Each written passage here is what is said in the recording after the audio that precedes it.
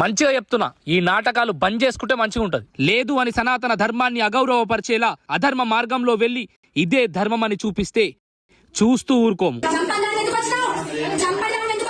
నేనిప్పుడు అడిగే 4 ప్రశ్నలకు సూటిగా సమాధానం చెప్పు. నీ దగ్గరున్న శక్తి నిజమని నమ్ముతా? నాకు అమ్మవారు వస్తారు, నా రూపం ఇది, నా స్థానం ఇది అని స్వయంగా తను చెప్పి చేపించుకున్న నిర్మాణమే. నిజంగా నీలో వచ్చి నాకు గూడు కావాలి అని అడగాల్సిన అవసరం సృష్టి మూల శక్తి అయిన అమ్మవారు తల్లికి అవసరముందా? నాకు అమ్మవారు వస్తారు. సంవత్సరాలుగా జీవితాలే భక్తికి అర్పణ చేసిన సాధు సంతులకే అమ్మవారు శరీరంలోకి రాదు. వేదాలు, ఉపనిషత్తులు, పురాణ ఇతిహాసాలు, ధర్మశాస్త్రాల్లో ఎక్కడా కూడా ఒక మనిషి శరీరంలో భగవంతుడు ప్రవేశించడం అనేది లేదు. కానీ నువ్వు మాత్రం ఇన్స్టాలో నాకు దేవుడొచ్చింది అని డాన్సులు, కొట్టడాలు, ఆటలు.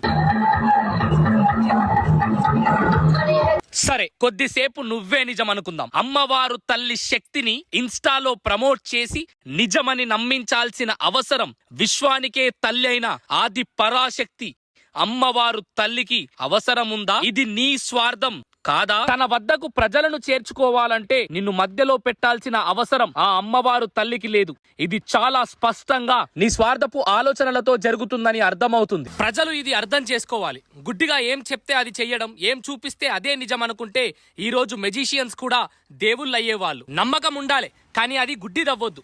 గుడ్డిదైతే ఇగో ఇట్లా మన ముందు అడ్డదిడ్డంగా దూకుతారు, మనల్ని ఎడ్డోళ్ళం చేస్తారు. మన సనాతన ధర్మాన్ని అర్థం చేసుకుంటే ఇలా చేసే వాళ్ళంతా మనకు జోకర్స్ లా కనిపిస్తారు. చాలా స్పష్టంగా వ్యాసుల వారు అన్నారు, అష్టాదశ పురాణానాం సారం వ్యాసేన కీర్తితం పరోపకార పుణ్యాయ పాపాయ పరపీడనం. 18 పురాణాల సారాన్ని వ్యాస మహర్షి ఇలా చెప్పారు. పరోపకారం చేస్తే పుణ్యం, పరులకు అపకారం చేస్తే పాపం. ఇది తెలుసుకుంటే చాలు. కర్తాకారైతా చైవ ప్రేరకస్యనుమోదకః సుకృతే దుష్కృతం చైవ చత్వార సమభాగినః.